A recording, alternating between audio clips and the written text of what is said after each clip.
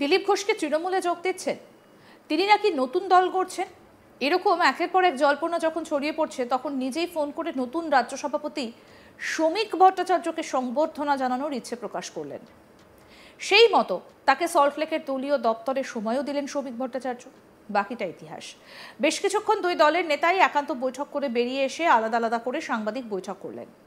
ততক্ষণে দলীয় কর্মীদের উচ্ছ্বাস যাকে বলে মাত্রা ছাড়িয়েছে।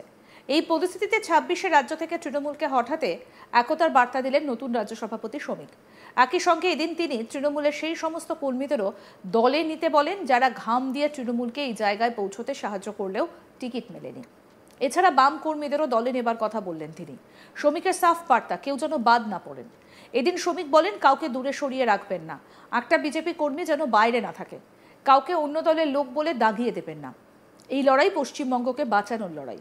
শ্রমিক বলেন তৃণমূল কংগ্রেস কর্মী বামপন্থীদেরও প্রয়োজনের সঙ্গে নিন, আগে পশ্চিমবঙ্গকে বাঁচান। কি বললেন বিজেপির রাজ্য সভাপতি শ্রমিক ভট্টাচার্য, শুনবো। একটা বিজেপি কর্মী যেন বাইরে না থাকে, কাউকে অন্য দলের লোক বলে দাগিয়ে দেবেন না, কাউকে অন্য দলের লোক বলে তাকে দূরে সরিয়ে রাখবেন না।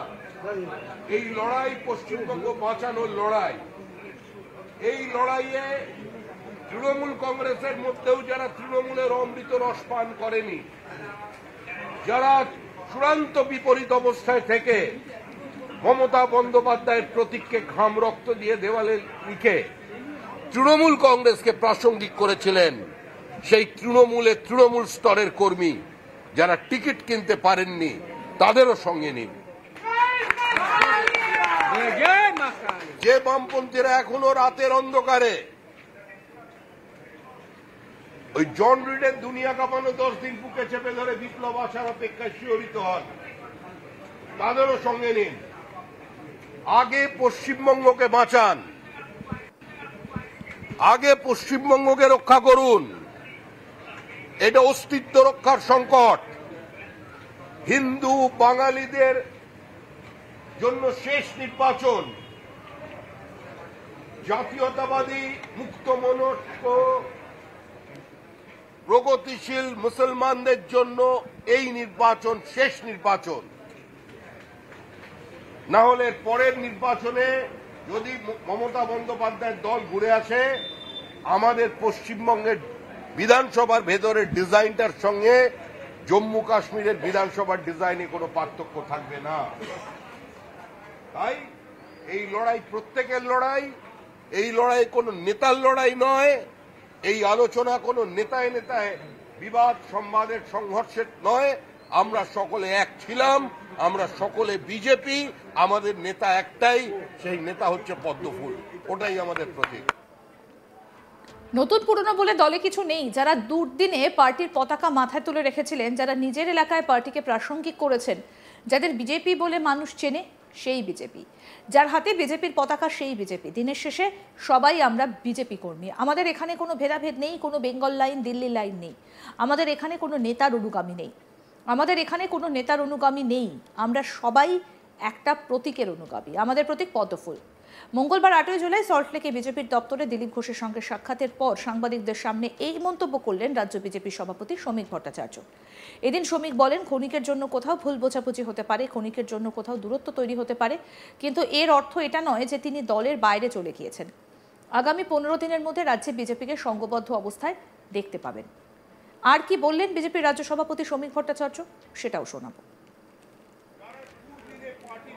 মাথায় তুলে রেখেছিলেন, নিজের এলাকায় পার্টিকে প্রাসঙ্গিক করেছেন, যাদের বিজেপি বলে মানুষ চেনে, তারা বিজেপি। যার হাতে বিজেপির পতাকা সেই বিজেপি। যে বিজেপিতে সক্রিয় সে বিজেপি নেতা, যে বিজেপিতে অতি সক্রিয় সে আরেকটু বড় নেতা। কিন্তু আমরা দিনের শেষে সবাই বিজেপি কর্মী। আমাদের এখানে কোনো ভেদাভেদ নেই, আমাদের এখানে কোনো বেঙ্গল লাইন দিল্লি লাইন নেই, আমাদের এখানে কোনো নেতার অনুগামী নেই। আমরা সবাই একটা প্রতীকের অনুগামী, আমরা সবাই বিজেপি, আমাদের প্রতীক পদ্ম ফুল।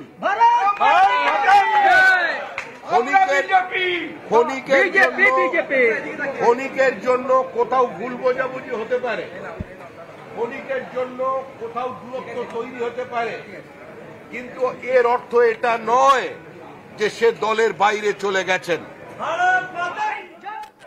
আগামী 15 দিনের মধ্যে সংঘবদ্ধ বিজেপিকে পশ্চিমবঙ্গের মানুষ দেখতে পাবে।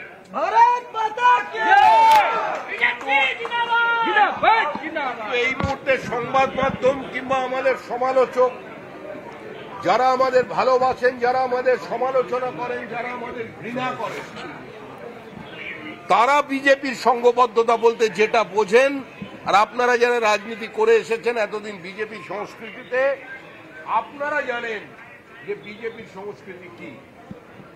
বিজেপি ঐক্যবদ্ধ ছিল, আছে এবং বিজেপি থাকবে। দিলীপ ঘোষ কি তাহলে তৃণমূলে যোগ দিচ্ছেন, নাকি তিনি নতুন দল করছেন? এরকম একের পর এক জল্পনা যখন ছড়িয়ে পড়লো, তখনই নিজেই ফোন করে নতুন রাজ্য সভাপতি শ্রমিক ভট্টাচার্যকে সংবর্ধনা জানানোর ইচ্ছে প্রকাশ করলেন। আর তাকে ঘিরে সল্টলেকের বিজেপির যে দফতর রয়েছে, সেই দফতরে দেখা গেল রীতিমতো প্রচুর বিজেপির কর্মী সমর্থকরা তারা এলেন এবং উচ্ছ্বাস লক্ষ্য করা গেল দিলীপ ঘোষকে ঘিরে।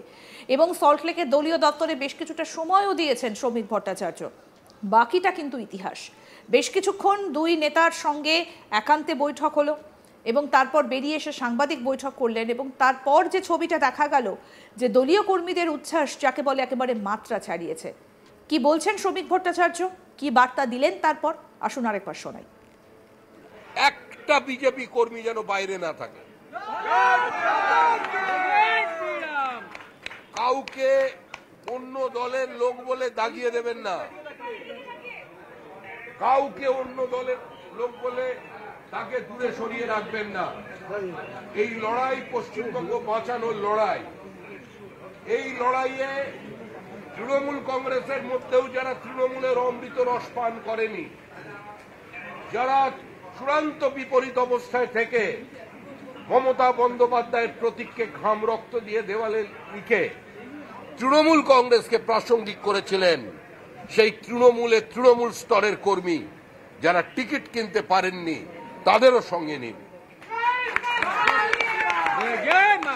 যে বামপন্থীরা এখনো রাতের অন্ধকারে ওই জন রিডের দুনিয়া কাঁপানো 10 দিন বুকে চেপে ধরে বিপ্লব আসার অপেক্ষায় শিহরিত হন, তাদেরও সঙ্গে নিন। আগে পশ্চিমবঙ্গকে বাঁচান, আগে পশ্চিমবঙ্গকে রক্ষা করুন। এটা অস্তিত্ব রক্ষার সংকট। হিন্দু বাঙালিদের জন্য শেষ নির্বাচন। জাতীয়তাবাদী মুক্ত মনস্ক প্রগতিশীল মুসলমানদের জন্য এই নির্বাচন শেষ নির্বাচন। আরো আপডেট পেতে দেখতে থাকুন আজ তাক বাংলা। সাবস্ক্রাইব করুন, নোটিফিকেশন পেতে বেল বাটন অপশন প্রেস করুন, হোয়াটসঅ্যাপও ফলো করুন আজ তাক বাংলা।